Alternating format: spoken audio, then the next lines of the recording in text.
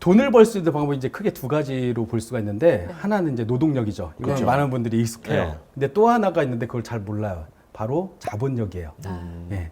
몸으로 일해서 돈을 버는 거는 노동력이 좋아야 된다는 건 다 알잖아요. 힘이 세거나 뭐 지적인 능력이 뛰어나거나 이게 있어야 된다는 건 아는데 네. 자본으로 투자를 해서 돈 버는데 자본력이 필요하다라는 생각은 잘 못해요. 그래서 종잣돈이라는 어떤 의미로 얘기를 많이 하기 때문에 아 그러면은 이 자본력을 키우려면 종잣돈을 많이 모아야겠구나라는 데에만 포커싱을 둬요. 네, 네, 네. 근데 제가 이제 실제로 경험한 거는 저는 경제적 자유를 찾았어요. 참고로. 그래서 현재 직업을 아까 물어보시길래 집에서 노는데요? 라고 했어요. 근데 진짜 놀아요. 제가 이제 블로그도 운영하는데 맨 처음에 이제 투자 관련된 투자의 기록이나 뭐 이런 것들을 하다가 요즘에는 제가 어떤 걸 많이 올리냐면은 맛집 탐방. 아, 제 일과가 실제 그래요. 제가 아침에 일어나서 부럽다. 운동을 하러 갔다가 와서 점심은 항상 누군가가 맛있다라고 한 집에 유명한 사람이 네. 거기를 검증하러 가요. 어. 실제로 저 사람이 진짜로 맛있어서 맛있다고 한 건지. 그래서 와. 와이프하고 손잡고 운동하러 네. 갔다가 가가지고 먹고 그래서 제가 거기다가도 이렇게 이걸 해놨어요. 약간 투자 블로그니까 적정가 9,000원, 현재가 뭐 8,000원 뭐 이런 식으로 제가 가격까지 제시를 하고 아 이거는 네. 맛있으면은 적정가에 딱 달하는 거고 맛이 없으면 아 이거는 9,000원이 현재가인데 오버밸류다. 네. 7,000원 정도의 네. 음식이야 막 이렇게 이제 하기도 하거든요. 그러니까 제가 이제 경제적 자유를 저는 이제 찾았잖아요. 경제적 자유를 찾고 나서 이제 여러 가지 이제 느낀 부분들이 이제 많이 있을 거 아니에요. 네. 저 원래 질문이 뭐였지? 시드머니가 중요하다. 네. 제가 경제적 자유를 찾는 과정에서 두 가지가 필요한데 하나가 이제 자산 증식이고 네. 하나는 현금 흐름 창출이라는 거를 깨달았어요. 근데 많은 분들이 두 개를 같은 걸로 보는 자산 증식에만 이제 포커싱을 둬요. 이 종잣돈이 많아야지 자본력이 있는 거고 이 자본력이 있어야지 큰 돈을 벌 수 있겠구나라는 생각을 맞아요. 하세요. 저도 처음에 그 육아휴직 하고 나서 한심하게 집안에 딱 앉아 있는데 큰일 났다. 지금은 내가 돌아갈 곳이 있지만 만약에 이게 진짜 은퇴였으면 아. 나 큰일 날 뻔했다라는 생각이 딱 들었어요. 아. 그래가지고 근데 이제 그때 제가 다행히 운이 좋았던 게 이 책에도 나오지만 여러분 좀 부러우실 수 있겠지만 영끌이라는 말이 있잖아요. 네. 영끌이 되게 위험하잖아요. 사실 위험하죠. 예. 레버리지를 많이 일으키는. 아 여기서 참고로 제가 아까 레버리지 쓰지 말라고 했는데 너는 레버리지 썼다라는 말이냐라고 궁금하실 수 있는데 그건 도박 아니냐라고 말씀하실 수 있는데 제가 이제 이런 말도 많이 해요. 달러 투자 그리고 주식 투자는 노 레버리지. 이유를 알겠죠? 부동산 투자는 풀 레버리지라는 말을 많이 써요. 왜냐면은 주식 같은 경우에는 단 하루만 해도 손실의 확정 권한이 다른 데로 넘어갈 수 있을 가능성이 매우 높아요. 네. 근데 부동산 투자는 그렇지 않아요. 현물이 남잖아요. 예. 이자만 잘 지급하면 네. 경매로 잘 안 넘어가요. 아. 지금은 영끌하면 좀 위험하죠. 무리한 레버리지가 되니까 도박으로 넘어가게 되겠죠. 근데 네. 제가 한참 부동산 투자를 많이 했던 게 2004년, 2005년경이었어요. 아, 그때는 예, 충분해요. 완전히 부동산 가격이 바닥했을 때. 네. 근데 그 시점이 바로 이 책 속의 주인공이 볼펜 한 자루로 30억의 자산가가 되는 그 장면이 나오잖아요. 그게 그때였어요? 제가 겪은 일이에요, 사실은. 아. 예, 제가 그때 한강변에 네. 서울에 있는 네. 아파트와 건물들을 샀어요. 어. 레버리지를 많이 일으켜서. 그래서 제가 얼마 전에 저기 지상파 방송국에 뭐 어떤 이렇게 프로그램이 있어서 거기 출연한 적이 있는데 지상파는 좀 까다롭더라고요. 이 사람이 진짜 자산이 있는 사람인지 검증을 한 거예요? 네, 제 계좌 다 까서 보여주고 어, 진짜요? 등기 권리증까지 이제 다 해서 딱 보여줬는데 부동산 자산이 한 55억 정도 규모였어요. 그래서 이분이 이제 궁금한 거죠. 아니 이게 얼마에 샀는데 이렇게 됐느냐. 그래서 네. 다 합쳐봤더니 이제 매매가가 나올 거 아니에요. 20억 정도에 샀더라고요. 근데 또 물어보는 거예요. 아니 그럼 20억이 너 있었냐? 평범한 월급쟁이 훅수저였다며.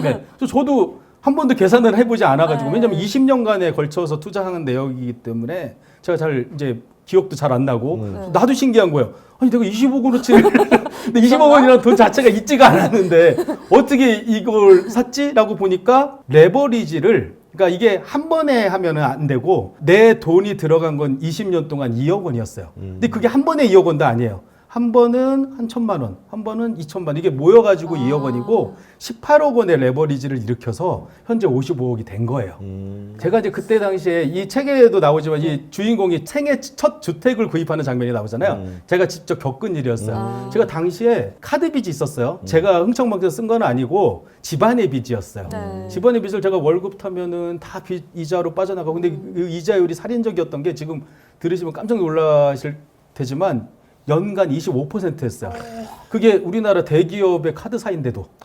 예. 그러니까 이게 뭐 살인적인 금리인 거예요. 네. 이자가 계속 나가는 거. 그래서 제가 이거 고민하다가 이거 나 여기 탈출할 수 없겠다라고 생각이 들어서 딱 길을 지나다가 플래카드에 시립지금 3천만 원에 방 3개, 화장실 2개, 빌라 분양 이렇게 써 있는 거예요. 근데 저는 부동산 같은 거 아무것도 모르니까 3천만 원이야? 왜?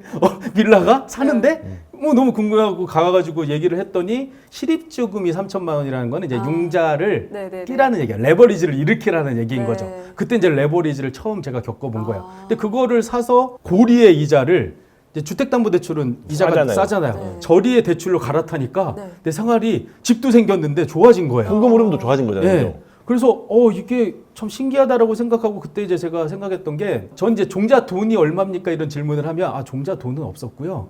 종자 빚이 있었어요. 라는 말씀을 드려요. 그게 이제 종자 빚이었던 거예요. 현금은 쓰레기라는 말 많이 하잖아요. 내가 돈을 현금을 이렇게 들고 있으면 10년 후에는 이 돈의 가치가 인플레이션에 의해서 네. 이제 떨어진다라고 하잖아요. 근데 네. 제가 그때 어떤 생각을 했냐면은 내가 가지고 있는 돈도 가치가 떨어지지만 네. 내가 은행에서 빌려온 돈도 걔도 돈이잖아요. 네. 걔도 가치가 떨어질 것이다라는 생각을 했어요. 그럼 내가 빌렸다가 지금 갚으면 같은 돈이지만 가치에 20년 후에 내가 만약에 갚으면 이 가치가 떨어진 쓰레기를 갚으면 되는 거잖아요. 네. 그래서 그때 그 생각을 하고 또 부동산 가격이 오르니까 그때부터 이제 제가 부동산 투자는 풀 레버리지로 해도 되는구나. 네. 종자 빚을 만들면 되겠구나 라는 생각을 해가지고 부동산을 하나하나 모으고 갈아타기를 계속 하다가 지금 제가 부동산이 뭐 땅도 있고 뭐 아파트도 있고 건물도 있고 해갖고 총 9건 정도 돼요. 네. 그게 이제 그렇게 해서 이제 만들어졌다라고 보시면 돼요. 근데 제가 여기서 무슨 말씀을 드리냐면은 제가 이제 육아휴직을 했을 때 부동산 가격이 올라와서 어느 정도 자산 증식을 했단 말이죠. 이미 했었어요, 그때. 저도 믿는 구석이 있으니까 육아휴직을 했겠죠. 네. 휴직을 하고 나서 딱 앉아 있는데 문제에 부딪힌 게 부동산을 팔아야지 생활비를 쓰는데 월급이 끊기니까 쓸 돈은 없는 거예요. 기분은 좋아요. 막 네. TV 같은 데서 2배가 올랐다느니 3배가 올랐다느니 또 이제 실거래가를 딱 검색을 하면 네. 내가 샀던 가격보다 한 3배 올라 있어요. 기분이 너무 좋아요. 근데 팔 수가 없어요. 그러니까. 예, 팔면은 주인공이 겪죠. 재산이 반토막이 나요. 세금 내고 막 이렇게 해버리면 네. 팔 수도 없고 이자 비용은 계속 나가고 나 이거 어떡하지 큰일 나다 계산 잘못했다. 그렇다고 팔았다가는 재산이 점점 줄어들 거 아니에요. 네. 그래서 그때 이제 현금 흐름의 이제 중요성을 알게 되고 내가 뭘 하면 좋을까라고 생각하다가 아까 말씀드렸던 달러 투자를 시작했는데 달러 투자를 하면서 제가 목표가 제가 아이가 넷이고 와이프 있고 어머니 아버지가 계셔서 제가 부양해야 될 가족의 수가 8명이에요. 근데 8명임에도 불구하고 네.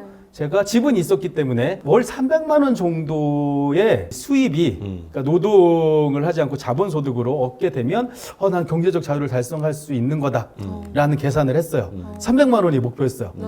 그래서 달러 투자를 해가지고 그걸 달성을 한 거예요. 어. 그래서 제가 나는 경제적 자유를 이뤘다라고 생각을 하면서 여기서 드리는 말씀이 아까 자본력에 대한 말씀 하셨잖아요. 제가 지금까지 얘기 나온 것 중에 자본력이 있었나요? 저는 이제 이걸 여쭤보려고 했어요. 네. 시드머니가 없으면 네. 우리 100만 원 투자해가지고 주식이 뭐 따상을 맞았다고 해도 뭐 한 몇십만 밖에 안 되잖아요. 뭘 어떻게 하셨나? 자, 2018년도에 되게 공격적으로 달러 투자를 했는데 제가 1년 동안 매수한 달러의 총 금액이 300억 원 정도였어요.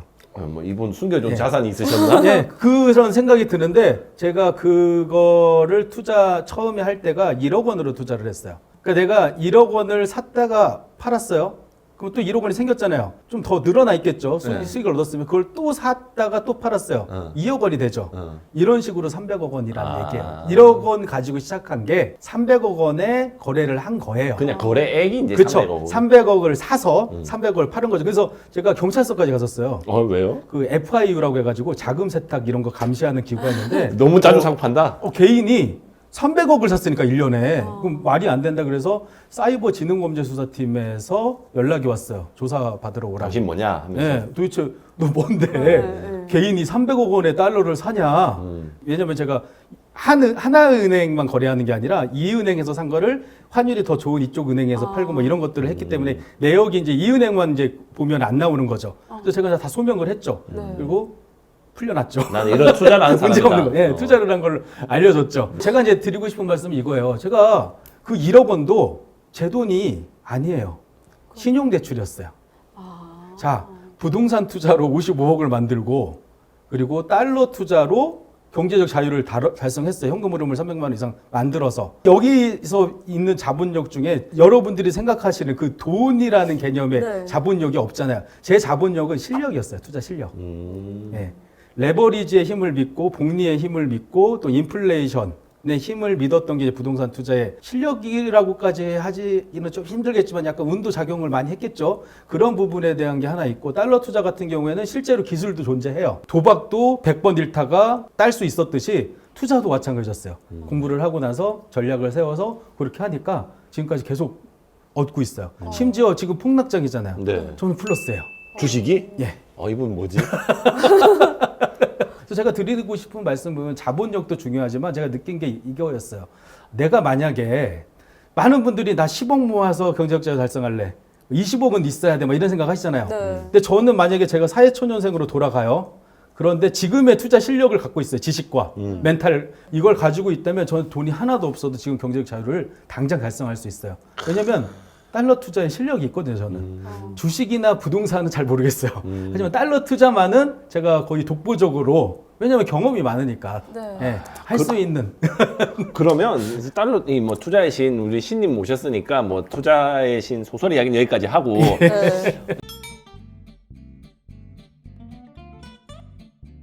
제가 해외에 네. 이 뭔가를 일을 도모하러 네. 가야 될 일이 있었어요. 네네. 그런데 신고 없이 해외로 가져갈 수 있는 달러가 1만 달러까지였어요. 근데 그 이상 가져가면 막 신고도 하고 뭐 네. 해야 되니까 용도도 쓰고 복잡하니까, 복잡하니까. 네, 복잡하니까 딱 1만 달러만 바꿔서 가야겠다라고 생각을 하고 환전을 하러 갔는데 주인공이 겪었던 거하고 똑같죠. 이거 환전 수수료라는 게 있어요. 실제 하실 분들을 위해서 좀 구체적인 걸 말씀드리면 만약에 10,000달러 기준으로 그냥 환율이 1,000원이라고 했을 때 기준으로 달러를 살 때 환전 수수료라고 하잖아요. 네. 그 수수료가 35만 원 정도예요. 총. $10,000에. 네, 10,000달러를 내가 샀다가 팔면 거래라고 하죠. 네. 샀다가 팔았어요. 환율은 똑같아요. 네. 그런데 샀다 팔았을 뿐인데 35만 원이 날아가는 거예요.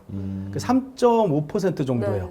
그 이제 달러 투자를 이제 저는 약간 특이한 방식의 달러 투자의 개념을 고안을 했어요. 환율을 가지고 달러를 가지고 투자를 한다는 건 불가능해. 장기 투자는 가능. 왜냐면은 그 35만 원의 비용보다 더 많이 오르면 수익을 낼 수는 있지만 장기 투자는 가능한데 단기 트레이딩은 힘들잖아요. 근데 제가 어떤 경험을 했냐면은 그런데 이거 너무 비싸다. 내가 10,000달러 가져가려다가 그냥 비행기 값하고 거의 비슷한 금액 날라가겠네라고 생각을 하고 가만히 보니까 환전 수수료 우대율이라는 게 있더라고요. 네. 우대율이 90% 적용해 줍니다라고 이런 말씀을 많이 들었고 많이 해주잖아요. 지금 제가 은행에서. 봤어요. 뭐 40% 예. 적용, 50% 뭐. 그게 어떤 의미냐면은 35만 원의 비용이 35,000원으로 줄어든다는 얘기예요. 90%로 네. 할인해 준다. 10%만 내세요라고 하는 거예요. 그러면 제가 이제 그때 알았죠. 그러면은 17,500원만 내면 내가 10,000달러를 살 수가 있고 만약 그걸 고스란히 같은 환율에 팔더라도 17,500원이니까 35,000원 정도를 손해 보겠구나 라고 생각을 하고선 샀는데 여행이 취소가 됐어요. 네, 계획이.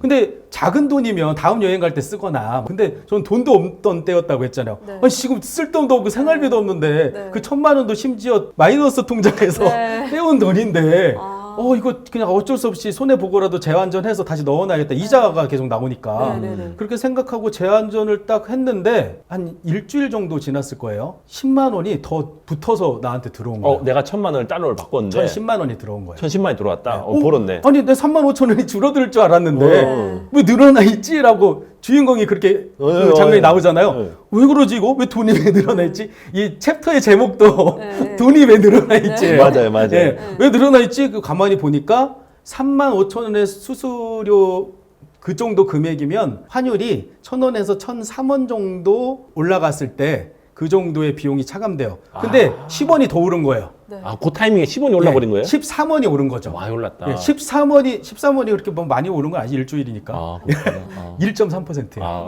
얼마 안 되네. 하루에 0.4%씩 3일이면은 그 정도는 올라가요. 예. 그래서 제가 이제 그걸 보고 야 나는 그냥 인터넷 뱅킹 들어가 가지고 한 10초도 안 걸려요.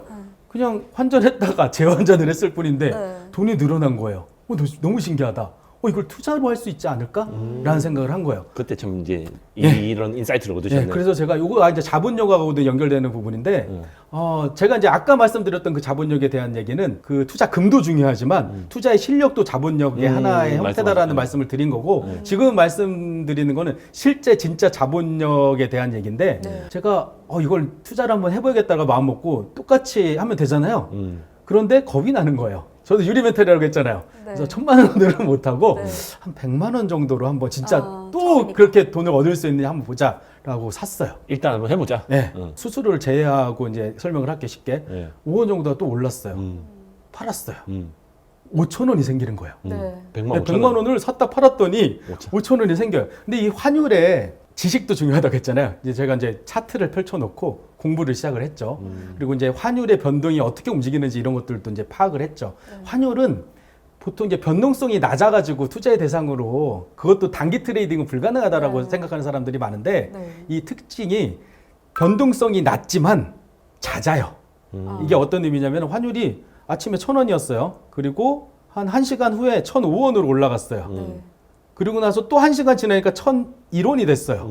또 1시간 지나니까 다시 1,005원이 됐어요. 낮아요. 계속 왔다 갔다 해요, 막. 이게 크진 않는데. 네. 그러다가 마지막 종가는 1,001원으로 끝나요. 그러면은 멀리서 보면 하루에 1원 올랐네? 1원 오른 걸로 어떻게 돈을 벌어? 라는 생각을 하는 거예요. 근데 제가 그걸 이제 파악을 하고, 낮지만 잦구나. 이 잦은 어떤 걸로 활용을 해서 돈을 벌 수 있겠구나. 라고 생각을 해서, 참고로 여기서 이 달러 투자의 장점 중에 하나가 환차익에는 세금이 0이에요. 양도세금. 100억을 벌었던 1,000억을 벌었던 네. 양도소득세, 뭐 종합소득세 이거 다 비과세. 그 저는 달러 투자로 번 돈은 고스란히 다 제 거예요, 그냥. 그런 장점도 있어요, 참고로. 그래서 하루에 25,000원을 딱 벌고 나서 그러면 그때 금리 정기예금에 만약에 100만 원을 넣어놨으면 아주 고금리라고 해도 한 4% 정도 해야지 15.4% 떼고 세금 떼고 나한테 들어올 수 있는 게 1년에 25,000원인데 저는 하루에 25,000원을 벌었잖아요. 이거다 라고 생각한 거예요. 다음 날부터 계속 해봤어요. 계속 돼요. 계속해서 그거는 계속 보고 있어야 되는 거죠. 그러니까. 지금도 여기 나와서 이러고 있잖아요. 하루에 제가 거기에 드리는 시간이 한 10분, 20분 밖에 안 돼요. 뭐 이 달러 투자를 한다고 해가지고 막 앉아가지고 전업 트레이더 막 이런 거 모니터 4개 모니터 한 띄워놓고 4개 있고 막 이렇게 하지 않아요. 저는 심지어 모니터 쓰지도 않아요. 저는 그냥 폰으로 아침에 일어나가지고 이렇게 켜가지고 잠깐 하고 말아요. 그 정도 수준의 투자를 하는데도 가능한 게 이 달러 투자 또 세븐 스플릿이라는 투자 시스템이라는 걸 말씀 먼저 드리고 그래서 그렇게 하고 나서 근데 이걸 잃지 않는 투자라고 말씀을 드린 게 잃을 수가 없는 구조가 나온다라는 걸 이제 제가 알게 된 거예요. 달러가? 제가 역대 환율 그래프를 먼저 딱 펼쳐봤어요. 환율의 역사가 되게 짧아요. 되게 짧은 역사이기 때문에 그 역사의 그래프를 보는 거는 뭐 어려운 일은 아니었겠죠. 그래서 차트를 딱 보니까 우리나라 원달러 환율이 가장 낮았을 때가 한 700원 정도 IMF 때. 네, 기억납니다. 지금 700원이면 대산을 다 달러를 살 수 있는 3조 호황이었을 때 그리고 가장 높았을 때 언제인지 아시겠죠? IMF 때 1,700원 정도. 종가는 막 2,000원까지 갔는데 그날은 종가는 한 1,700원 수준이었어요. 700원과 1,700원의 밴드에서 계속 차트가 왔다 갔다 하는 거예요. 그래서 제가 단순무식하게 700원 더하기 1,700원 나누기 1,200원이라는 숫자가 나와요. 이게 평균이다. 네, 이게 평균이구나. 그러면은 1,200원 아래에서만 내가 달러를 사면 언젠가는 1,200원 이상으로 오를 것이고 그 위에서 사면 내릴 가능성이 크기 때문에 1,200원 이상에서는 달러를 거래하지 말자라는 대원칙 하나 딱 세워요. 그 원칙이 지금까지 이어졌어요. 그리고 나서 지금은 제가 한 5년 정도 됐거든요. 달러 투자를 시작한 지. 믿으실지는 모르겠지만 단 1원도 잃어본 적이 없어요. 원래 투자를 하면 어떤 종목은 따기도 하고 어떤 종목은 잃었기도 하고 그래서 다 조합해보면 돈을 벌었더라 이럴 수 있잖아요. 맞아요. 근데 달러 투자로는 전 단 1원도 잃어본 적이 없어요. 한 번도. 진짜요? 지금까지 그 기록이 깨지지 않았고 계속해서 이어질 수밖에 없어요. 근데 환율의 지금 흐름을 보시면 아시잖아요. 1,200원 밑에서는 저는 안 산다고 했잖아요. 지금 살 수가 없는데? 근데 지금 1,300원까지 갔잖아요. 당연히 팔아야죠, 지금. 당연히 이익이 났겠죠, 저는. 많이 났겠죠. 1,200원 아래에서만 샀다라고 얘기하고 또 하나의 원칙이 손절매를 하지 않는다는 원칙도 있어요. 아까 투자와 도박을 가르는 기준 있잖아요. 평가 손실은 확정된 손실이 아니기 때문에 계속 1,200원 아래에서 산 달러는 전 절대로 팔지 않아요. 그렇기 때문에 1,200원 이상으로 올라갔잖아요.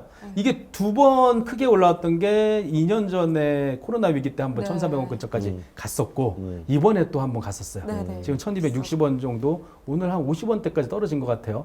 저는 이제 이런 간단한 원칙을 가지고 그 단기 트레이딩을 한 거예요.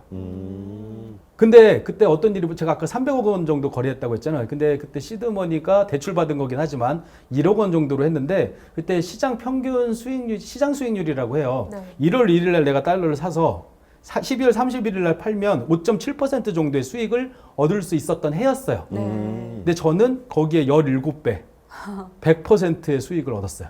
억을 사고 파는 걸 계속 반복을 해가지고 억을 버신 거예요. 1억으로 1억을 만든 거죠. 와, 네. 박수 한번 치우세요.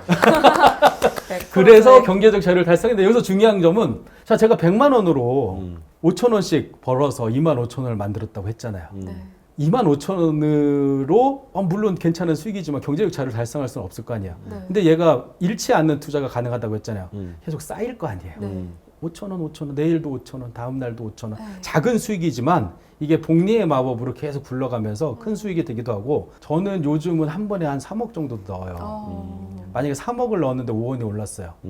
계산을 못하겠다 나는. 예, 150만 원. 아, 저는 몇 분만 해도 150만 원. 하루 벌 수 장사 있어요. 끝인데 그리고 그러면. 제가 아까 18년도에 300억 원 정도의 이 달러 투자를 했던 이유가 환율이 1,000원이 깨진다고 막 네. 뉴스에서, 지금은 1,300원, 뭐 1,500원 갑니다, 뭐 이렇게 막 공포가 이렇게 있잖아요. 네. 그땐 반대의 공포였어요. 환율이 지금 1,000원이 깨집니다, 막 이런 공포가 막 뉴스에 나오고 그랬던 때였어요. 저는 그때. 예, 그래프를 보니까 하나도 안 위험한 때인데 이런 생각을 했어요. 이건 이제 1200 이하니까 사자. 달러의 이 환율의 메커니즘을 보면은, 환율이 낮은 거는 우리나라 사람들한테 전혀 위험한 일이 아니에요.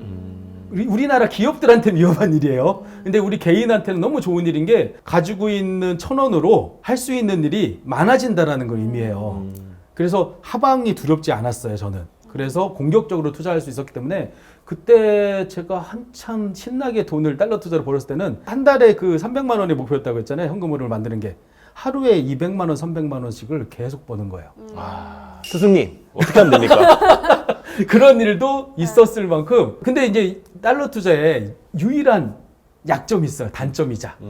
이게 뭐냐면은, 지금 못 돌아가는 거 아니에요? 그렇죠. 네, 지금 너무 이게 비싸니까. 종목이 한 종목인 거예요. 나는 1,200원 이상에서는 거래를 안 해. 네. 라는 대원칙을 깨면 안 되잖아요. 네. 그래서 환율이 낮을 때는 신나게 투자를 하는데, 환율이 딱 높아지는 순간 못하게 돼요. 쉬어야 돼요. 그래서 제가 이 책 전에 책 제목이 나는 주식 대신 달러를 산다인데, 저는 지금 달러 대신 주식 사고 있어요. 그럼 달러는 이제 다 이제 정리를 하신 건가요? 저는 이제 장기 투자와 단기 트레이딩을 병행하는 투자, 세븐 스플릿이라는 게 그런 방식인데, 장기 투자용 달러는 따로 있어요. 걔는 1,300원 이상 가면 좋아요.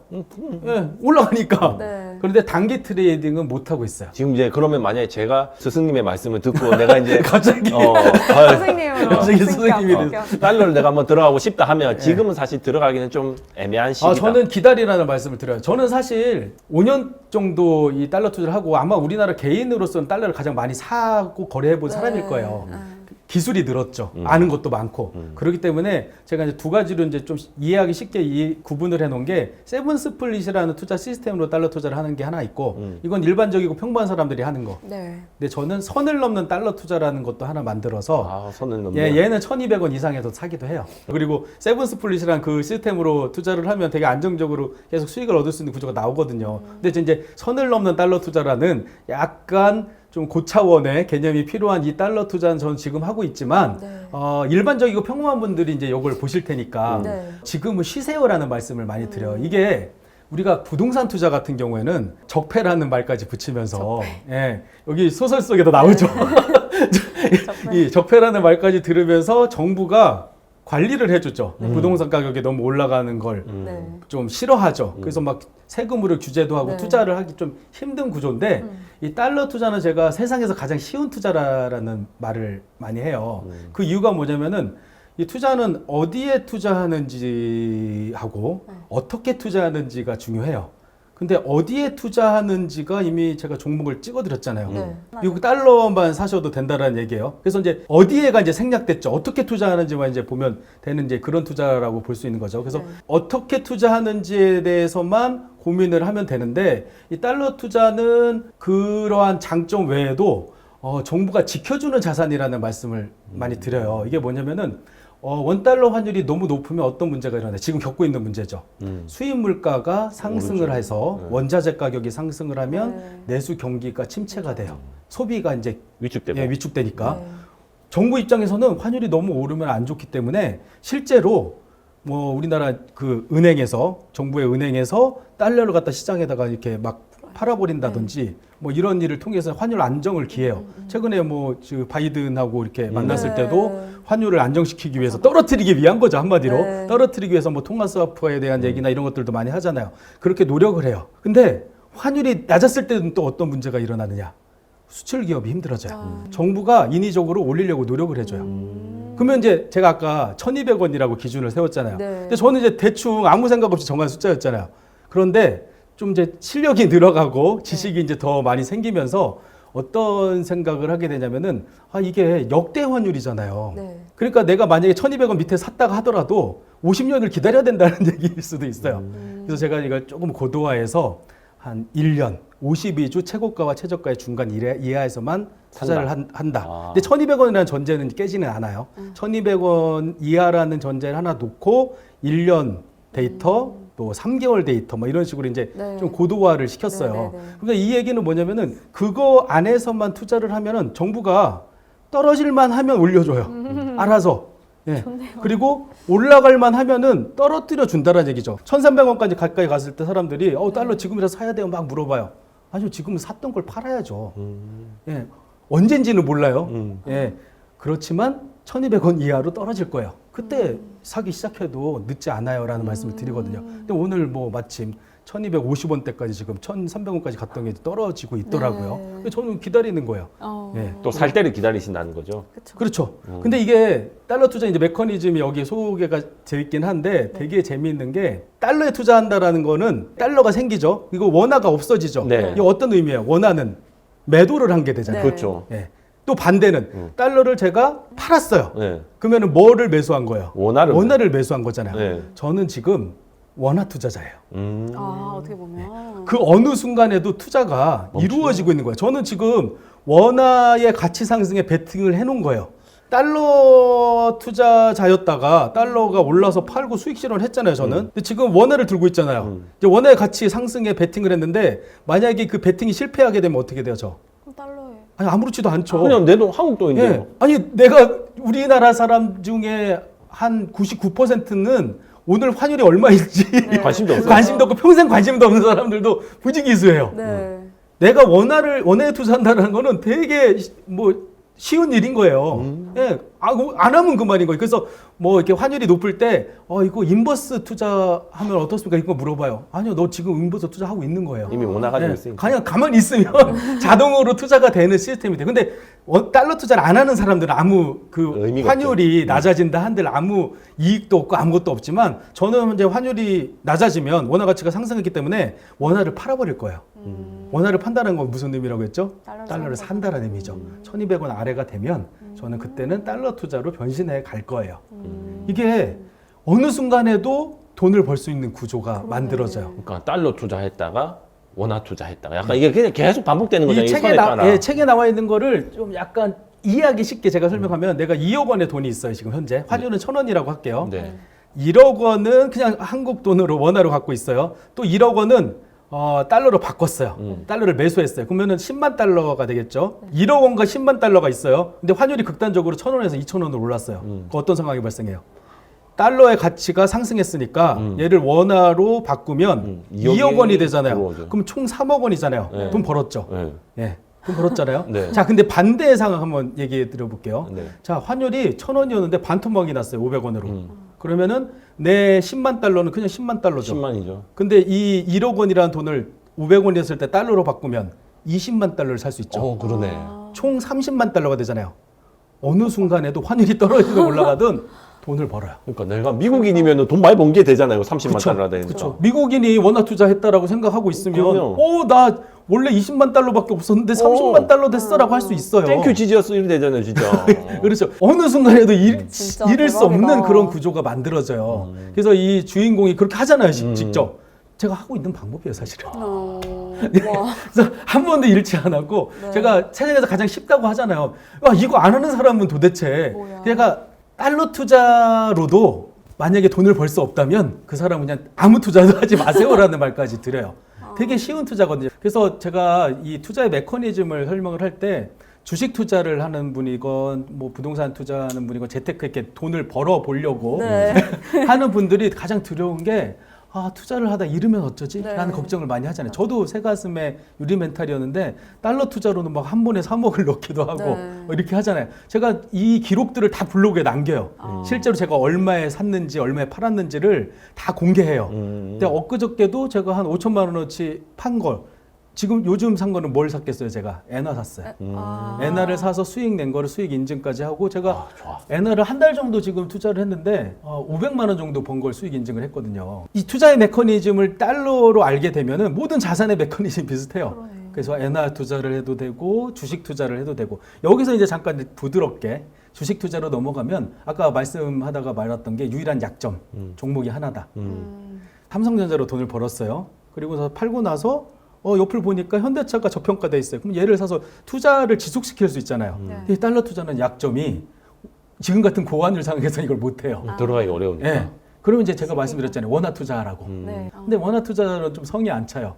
그러면은 할 수 있는 게 주식 투자예요. 왜냐면은 이걸 이제 제가 롱숏 전략이라고 해요. 환율이 올라가는 거에도 내가 베팅을 해놓고 내려가는 거에도 베팅을 해놔요. 이거는 어떤 의미냐면은 달러로도 들고 있고 원화로도 들고 있으면 네. 그냥 이게 자동으로 롱숏 네. 베팅이 되는 거예요. 그런데 주식 투자를 같이 병행하면 궁합이 상당히 잘 맞아요. 제가 2년 전에 금융위기가 왔을 때 코로나 금융위기 때 사놨던 달러를 1,300원 정도가 됐을 때 다 팔았겠죠. 지금처럼.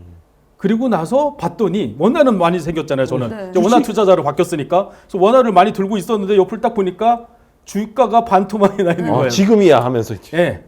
그러면은 얘를 싼 걸 사야죠. 저는 고수가 아니기 때문에 비싼 걸 더 비싸게 파는 게 아니라 싼 걸 비싸게 파는 투자자라고 말씀드렸잖아요. 그래서 수익을 실현하고 옆을 보니까 달러가 원달러 환율이 또 1,080원까지 떨어져 있어요. 땡큐. 예, 또 샀어요.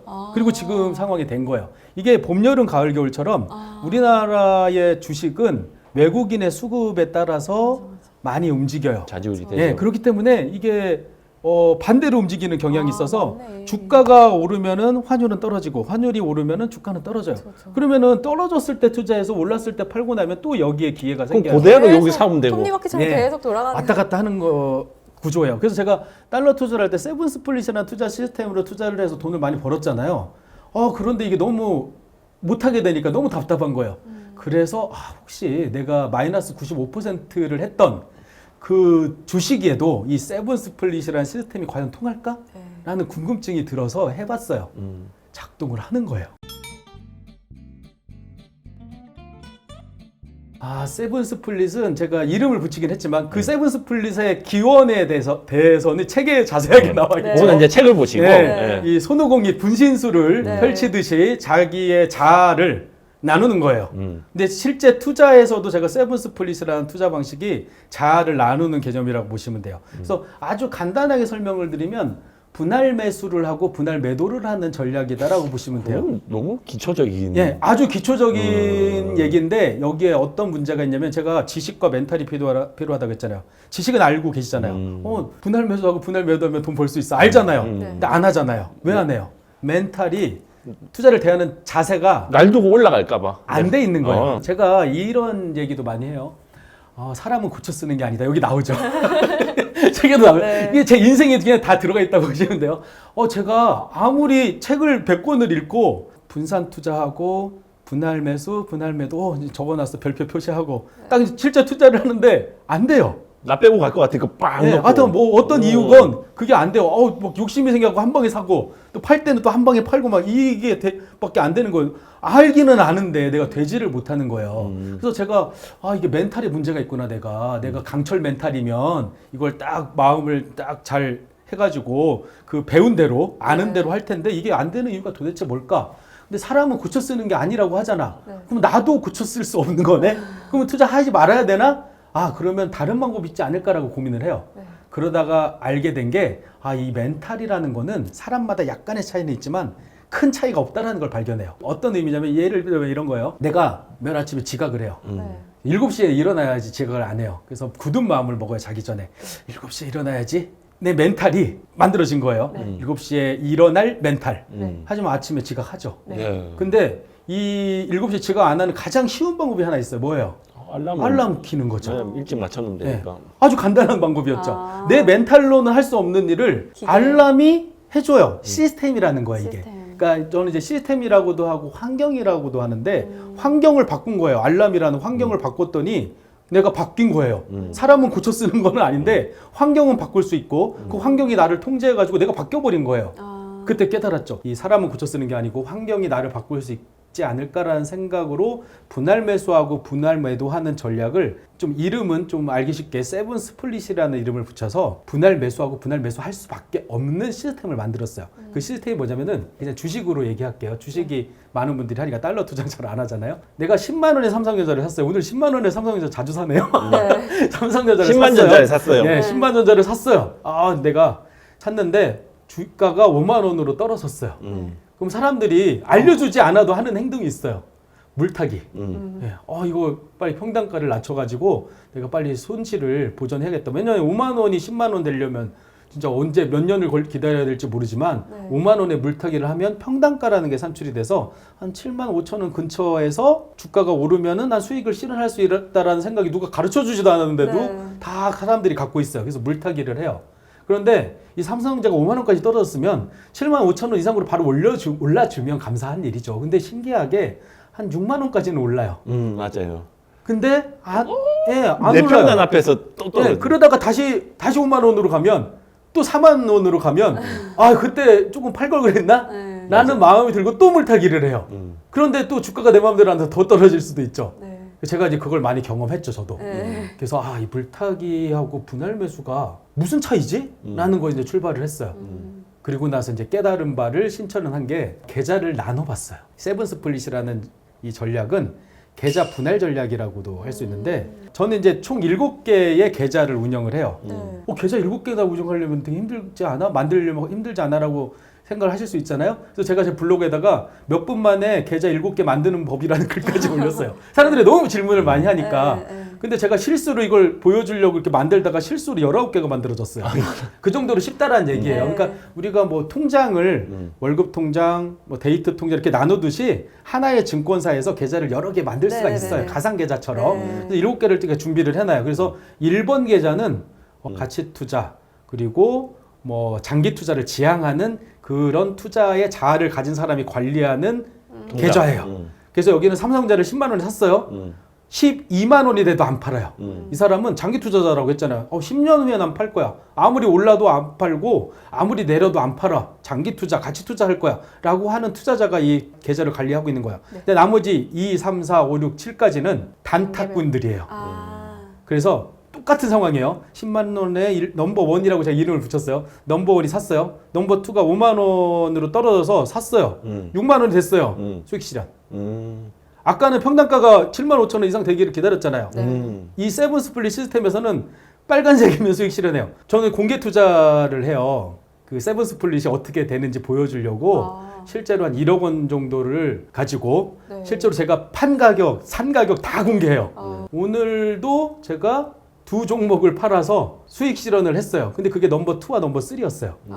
자, 이 상황이 벌어지면 어떻게 되냐면 분할 매도가 되는 거야. 네. 넘버 2의 입장에서는 자기가 가진 모든 것을 다 팔았지만 전체로 보면 넘버 1이 갖고 있는 삼성전자와 넘버 2가 갖고 있는 삼성전자는 다르죠. 예, 계좌를 분할한 거예요. 한 계좌면 이게 합산돼가지고 그렇죠. 평단이 네. 조정되는데. 내가 마음을 그렇게 먹어도 안 돼요. 제가 이걸 어떻게 경험해 좀 봤냐면은 알겠다. 최근에 LG 에너지 솔루션이라는 네. 종목이 있는데 그걸로 너무나도 많은 조롱을 당해가지고 제가 블로그에다 올렸다가 어떤 조롱을 당했냐면은 그 LG 에너지 솔루션은 공모주였어요. 네. 근데 공모주다 보니까 나눠 살 수가 없잖아요. 한 번에 사야 되잖아요. 네. 그래서 제가 이건 잘 될 거를 누구나 대한민국 사람은 다 알 수 있는 주식이었으니까 그때 8억 원어치의 공모를 해서 네. 1,500만 원 정도의 매수가 됐어요. 네. 이제 다음 날 상장하는 날 2배가 됐어요. 네. 그 1,500만 원 번 거잖아요. 네. 그 나누어 팔았어야 되는데 맨날 분할 매도하라고 해놓고 네. 나누어 팔 수가 없는 거예요. 욕심이 갑자기 딱 들더니 더 오르겠네. 네. 놔뒀어요. 그러다 주가가 다시 내려갔어요. 지금 뭐 수익 구간이긴 하지만 제가 그때 깨달았어요. 아, 사람은 고쳐 쓰는 게 아니다. 네. 시스템이 나를 통제할 때 알람을 켰을 때는 계좌를 분할해서 이렇게 나누어 샀을 때는 나누어 팔 수가 있었어요. 근데 한 방에 사니까 한 방에 팔려고만 하는데 마음이 다시 나온 거예요. 그래서 이 세븐 스플릿은 두 번째 수익 실현을 하는 순간 이상한 일이 벌어지기 시작해요. 삼성전자 같은 경우에 올 초에 이렇게 올라가 있다가 계속해서 하락만 했어요. 네. 지금까지. 네. 그 사람들이 만약에 삼성전자를 그냥 하나의 계좌에서 보통의 방법으로 투자를 했다면 손실이겠죠. 네. 근데 저는 아주 특이하게도 플러스예요. 똑같은 삼성전자에 투자했는데 저는 플러스고 그걸 수익 인정을 해놨어요, 제가. 어떤 방식으로 했냐. 넘버 1에 샀어요. 이건 똑같죠. 넘버 2에 또 샀어요. 또 떨어지더라고요. 3가 샀어요. 네. 그리고 나서 넘버 4가 또 샀어요. 그런데 주가가 반등을 하네요. 넘버 4가 팔았어요. 아. 수익 실현했죠. 네. 확정된 수익을 내가 만들어 놓고 주머니에 넣었어요. 네. 그리고 나서 약간 더 오른 거예요. 넘버 3가 팔았어요. 또 수익을 해서 넣었어요. 근데 다시 떨어지는 거예요. 또 샀어요. 아. 그럼 뭐 이제 그럼 또 남은 3로 샀겠네. 네. 그죠? 비어 있는. 예, 넘버 3에 또 샀어요. 다시 오르는 거예요. 넘버 3 수익 실현했어요. 넘버 2, 3, 4는 단타꾼이라고 했잖아요. 얘네는 왜 올랐는지 생각도 안 해요. 그냥 아침에 제가 한 10분 정도 주식한다고 했잖아요. 아침에 그냥 일어나가지고 마지막에 넘버 4부터 보는 거예요. 넘버 4 플러스인가 마이너스인가. 마이너스면 그냥 놔둬요. 마이너스가 커요. 그럼 넘버 5에서 또 사요. 이걸 계속 반복하는 거예요. 그러다 보니까 넘버 2, 3, 4가 수익 실현한 돈이 넘버 1이 잃은 돈을 초과해버린 거예요. 아, 그러네. 예.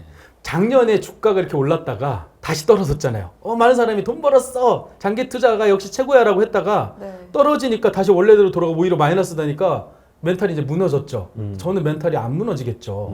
이미 수익 실현한 애들이 있으니까 넘버 2, 3, 4는 주가가 하락하기를 계속해서 바래요. 우리가 오르기만 바라는 투자를 하잖아요, 보통. 근데 저는 내리기를 바라기도 해요. 제가 달러 환율이 지금 내리기를 바라고 있잖아요. 그래 네. 살 수 있으니까. 네. 아주 마음 편한 투자가 가능해진 거예요. 근데 저는 밤 사이에 이제 나스닥이 막 5% 떨어지고 그러면 사람들이 막 공포가 와서 아침에 네. 팔아야 되냐 막 이렇게 하잖아요. 저는 이제 살 준비하고 있어요. 기회다. 이번에 삼성전자 지난번에 팔았던 3, 4 오늘 또 살 수 있겠구나 이런 생각을 해요. 오히려 기대가 되는 거예요. 투자의 고수들이 공포에 살아라는 말을 해요. 알아요, 난 지식으로. 네. 안 사줘요. 이 멘탈이 막고 있는 거예요. 네. 하지만 저는 사잖아요. 그러니까. 제가 멘탈이 강해졌어요? 아니에요. 시스템만 구축해 놨는데 이게 가능해진 거예요. 아, 바로 와닿는다. 그래서 이 차이를 좀 많은 분들이 이 책을 읽고 네. 깨달으셨으면 좋겠다. 그런 말씀을 드리는 거죠. 알겠습니다. 오늘 긴 시간 동안 진짜. 너무 많은 말씀을 해주셔서 제가 언제 말씀을 끊을까 했는데 계속 이제 듣게 예. 되는 거예요. 네. 예, 그래가지고 저희 이제 좀 길게 이제 마무리 예, 좀 예. 하겠습니다. 아, 예. 네네네. 소설만큼이나 말씀하시는 것도 몰입감이 아주 예. 네, 빠져나갈 수가 없는데요.